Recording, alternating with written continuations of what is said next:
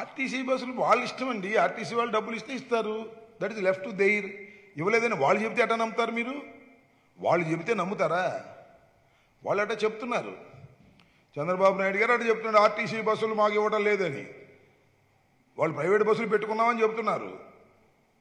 So RTC బస్సులు అయితే లెక్క తెలిసిద్దని అడిగి ఉంటారు వాళ్ళు, బహుశా నా ఉద్దేశం.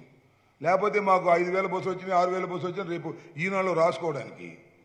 సో ప్రజాస్వామ్యంలో ఏ పద్ధతుల్లో అయినా ఆర్టీసీ వారికి డబ్బులు కడితే వాళ్ళు ఇస్తారు. వీళ్ళు ఎక్కడ జరిగిందో ఏమిటో ఇన్ని ఆరోపణలు చేస్తున్నారు చంద్రబాబు నాయుడు గారు. స్పెషల్ ట్రైన్లు పెడుతున్నారు, విన్నాను. నిజమేనా స్పెషల్ ట్రైన్లు పెట్టేది? స్పెషల్ ఫ్లైట్లు ఏంది ఇది? నాకు అర్థం కాల. స్పెషల్ ట్రైన్లు, స్పెషల్ ఫ్లైట్లు, స్పెషల్ కార్లు, స్పెషల్ బస్సులు, స్కూటర్లు, లారీలు, లొట్టిపెట్టలు ఏ చేస్తున్నారు సర్కస్ లాగా. పాపం అసమర్థుడి విజయోత్సవ సభకి ఈ రకమైన కార్యక్రమాలు చేస్తున్నారు. ఇది చాలా నీచమైనటువంటి వ్యవహారం అని ఈ సందర్భంగా చెప్పదలుచుకున్నాను. లోకేష్ గారు అవును,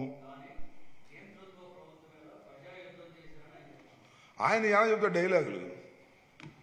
నియంతృత్వ ప్రభుత్వం మీద యుద్ధం చేశాను. ఏం యుద్ధం చేశాడు ఈయన? ఫుట్బాల్ తప్ప ఏం యుద్ధం చేశాడు చెప్పండి, నాకు కూడా చెప్పండి. యుద్ధం చేశానని పిచ్చి మాటలు మాట్లాడటం తప్ప ఏమీ చేయలేదు. ఒక అసమర్థుడు. నేను అడుగుతానండి, ఆయన మంత్రి చేశాడు, ప్రజలలో గెలవకుండా మంత్రి చేశాడు. అది చిత్రమైన విషయం. అలాంటి వ్యక్తికి ఏముంటుంది? ప్రజాదరణ ఏముంటుంది? ఎంతమంది వచ్చారు యువగలంలో? మధ్యలో ఎందుకు మానేశాడు? వాళ్ళ నాన్న జ్యుడిషియల్ కస్టడీలోకి వెళ్తే ఎందుకు ఆపేయాలి? 53 రోజులు సెలవు పెట్టాడే. సో లోకేష్ అనే వ్యక్తి ఒక నాయకుడు కాదు, కాలేడు. రాజకీయాలకు పనికొచ్చే వ్యక్తి అంతకన్నా కాదు. ఏదో దురదృష్టమో అదృష్టమో అతను చంద్రబాబు నాయుడు గారి కుమారుడు అవటం వల్ల అతన్ని ఏదో మోసి ఆయన నాయకుడిని చేయాలని తెలుగుదేశం గురించి వాళ్ళు ప్రయత్నం చేస్తున్నారు. ఇంకో మాట కూడా చెప్పాలి ఈ సందర్భంలో. ఎర్ర బుక్ అంట, ఎర్ర బుక్ రాసుకున్నానంట. ఆ ఎర్ర బుక్ అంట వాళ్ళ నాన్నగారికి మాజీ ముఖ్యమంత్రి గారికి ఒరిజినల్ ఇస్తా అంట. ఒక కాపీ ఈయన దగ్గర పెట్టుకుంటా అంట. ఇంకో కాపీ ఆ యాంకర్ కూడా ఇవ్వయా. పవన్ కళ్యాణ్ యాంకర్ వస్తాడు, ఆయన కూడా నీ భాగస్వాముడు అన్నావుగా. ఎర్ర బుక్ కాదు, నువ్వు నీ దుంపదేగా. ఎర్ర బుక్ సంగతి ఏమిటో కానీ తెలుగుదేశం తెల్ల జెండా ఎట్టేంత వరకు నిద్రపోయేటట్లేడు మన లోకేష్ బాబు. తెల్ల జెండా ఎత్తిన తర్వాతే ఆయన నిద్రపోతాడు. నేను ఇప్పుడు చెప్పాను, Lokesh Babu is iron leg.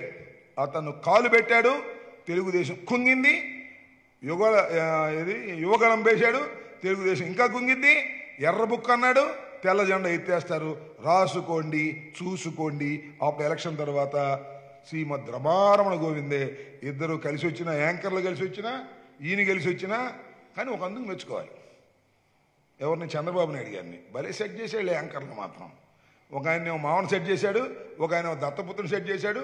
రేపు పెద్ద షో చేసి బ్రహ్మాండంగా జరిగిందని చెప్పుకుని ఈనాళ్ళు ఫ్రంట్ పేజీల్లో రాసుకుని టికెట్ల కోసం ఎగబడతారేమో చూస్తున్నారు. తెలుగుదేశం టికెట్ అడిగేవాడు లేని పరిస్థితి వస్తుంది రాబోయే కాలంలో, చూడండి అని ఈ సందర్భంగా నేను చెప్పదలుచుకున్నాను.